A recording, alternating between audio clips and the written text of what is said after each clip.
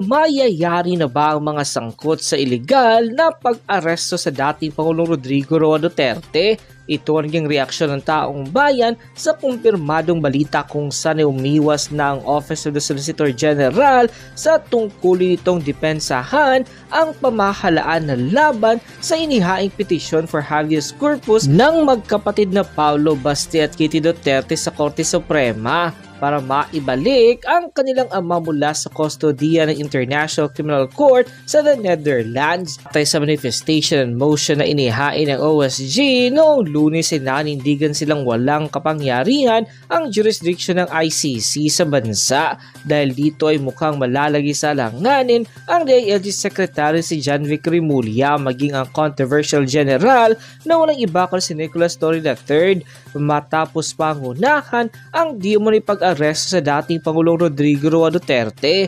Naghain ng Office of the Solicitor General na manifestation and motion upang umatras sa pakikilahok sa pinag-isang petition for habeas corpus ng pagkapatid na Duterte. Ayon sa manifestation ay binigyan diin ng OSG ang kanilang paninindigan na walang jurisdiction ng International Criminal Court or ICC sa bansang Pilipinas matapos itong kumalas sa Rome Statute noong 2019. Bukod kina John Vic Rimulya at General Torre, inilaglag din ng Office of the Solicitor General at hindi pagtatanggol ang hepe ng Philippine National Police si General Romel Marbil, gayon din ang Department of Foreign Affairs Secretary na si Enrique Manalo, ang DOJ Secretary na si Boying Rimulya, ang hepe ng Armed Forces of the Philippines si Romeo Browner, maging ang former Immigration Commissioner na si Norman Tansingco na kapwa may kinalaman at di umano'y sangkot sa illegal daw na pag-aresto sa dating Pangulong Rodrigo Roa Duterte.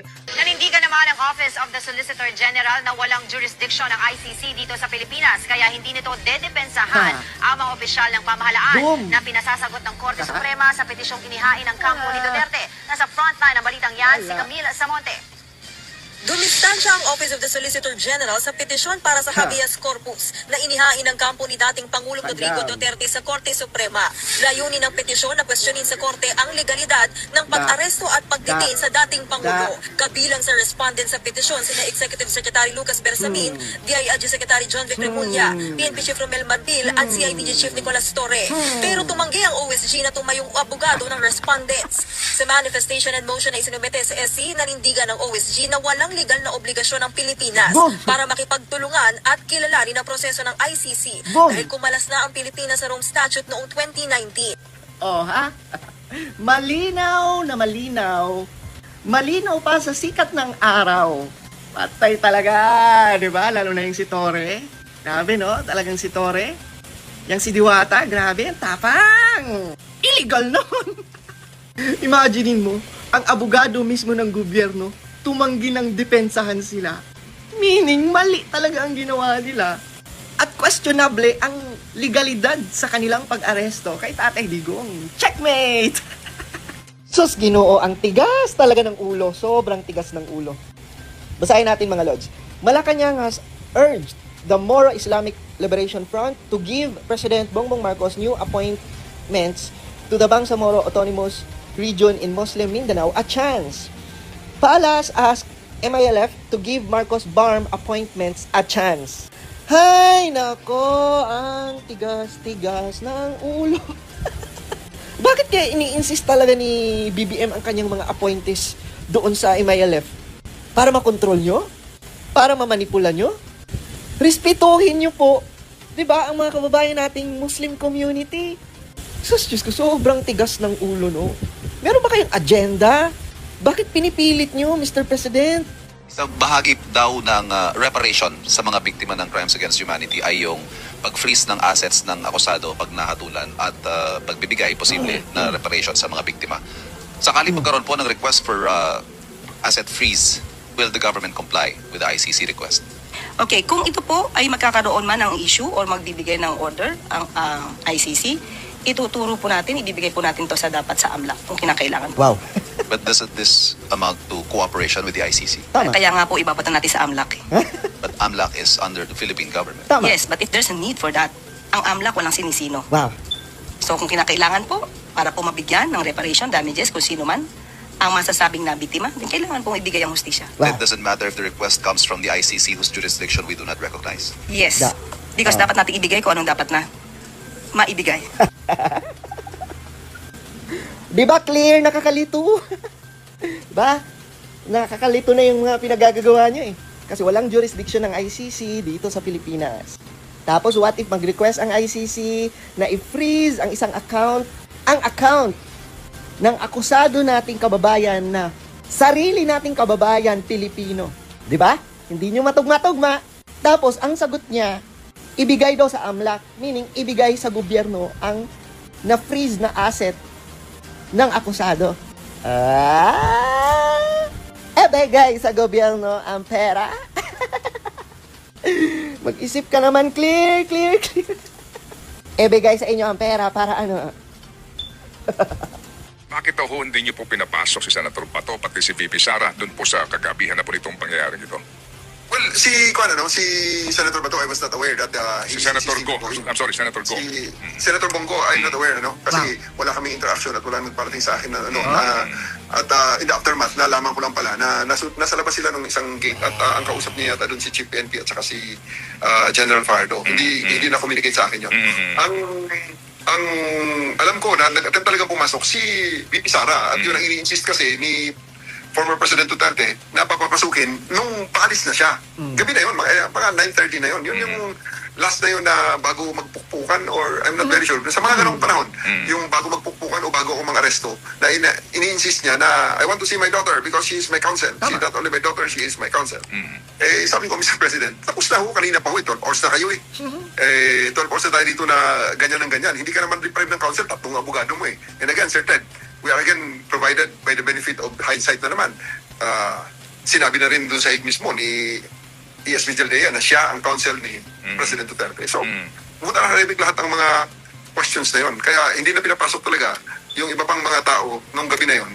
Eh, dahil tapos na nga ang pagbibigay at kailangan niya na sumakay sa aeroplano. Kailangan na sumakay. Pero yung punto ng anak ito mismo ng dating presidente, maliban kung sa council. And then, deposition, General, yung VP to eh. Sa ganun pong usapin po, ano pa rin po ang inyong masasabi doon? Well, I think, tapos na nga yun, sir. Late na masyado yun. At pasakay na nga ng aeroplano eh. Bakit nagmamadali? Nakakontrata ba? Nakakontrata ba na dapat sa ganyang oras ay dapat makarating na si Tatay Digong sa Netherlands? Yon, nakakontrata ba? Kasali ba yan sa mga plano-plano? Hudas talaga ito si Torre, no? Kailangan na kasing isakay sa eroplano. Wow! Grabe, no? Talagang feeling mo talaga no? Sila ang batas, sila ang masusunod. Wala nang sinusundan ng mga dapat gawin eh. Basta, dapat kailangan makapasok na sa eroplano si Tatay Digong. Sige lang, di ba? Alam naman ng mga Pilipino at kitang-kita naman na illegal ang inyong pag-aresto. Hindi dumaan sa proper, Hindi dumaan sa kung ano ang dapat pagdaanan ng proseso bago nyo inaresto. Magdasal ka ngayon, Tore. Magdasal ka na isasalba ka at ipaglalaban ka ng Marcos admin pag nagkaipitan. Ngayon gusto nilang pag-iin, 5 days. Sabi ko, puyatan itong mga to So, palagay ko magiging mapapasadahan yan. Kami sa mga biktima, i-oppose namin yan dahil may oportunidad si Rodrigo Duterte na i-subvert yung processes sa pamamagitan ng pananakot ng witnesses, sa pamamagitan ng pagbasura ng ebidensya, pagtatago ng buwan. Wow! Pwede daw takutin ni Tatay Digong ang mga witnesses nila. Kamusta mo na si Aling Sheila? Kamusta mo na si Aling Sheila na yung kanyang binitbit na picture hindi naman pala biktima ng EJK. Hayop yung council, I think yan ng ICC kuno. Hayop ka, sinet up nyo yung ibang mga mukha na pinaglalalagay nyo na kunwari EJK victims kuno. Hindi pala sa EJK yon. Tang-igit mong abogada ka. Gawa-gawa pa kayo ng kwento. Gawa-gawa pa kayo ng mga peking biktima. Kamusta muna si Aling Sheila? Ay, pag-usapan natin yung tungkol sa pag-refuse ni Solicitor General Minardo Guevara na maging abogado ng mga respondents sa writ of habeas corpus na naisampa sa Korte Suprema. Ito, may nagsalita na ang masipag, matapang na Yusek Claire Castro.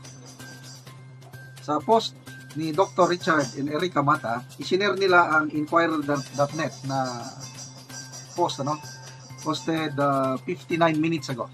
So ito yung Inquirer.net. Basahin ko. In press briefing, Palace Press Officer Claire Castro says Solicitor General Minardo Ibarra should assess himself if he is still fit to be the government's chief lawyer. Nako, medyo mabigat ito, no? may ibig sabihin. Bakit ayaw mong maging abogado? Are you still fit? Nako, antindi na. Matindi ito. Castro points out that the OSG's manifestation to recuse itself from representing government officials named as respondents in consolidated habeas corpus petitions filed by Duterte camp, Solgen never mentioned that he is against PH cooperation with Interpol.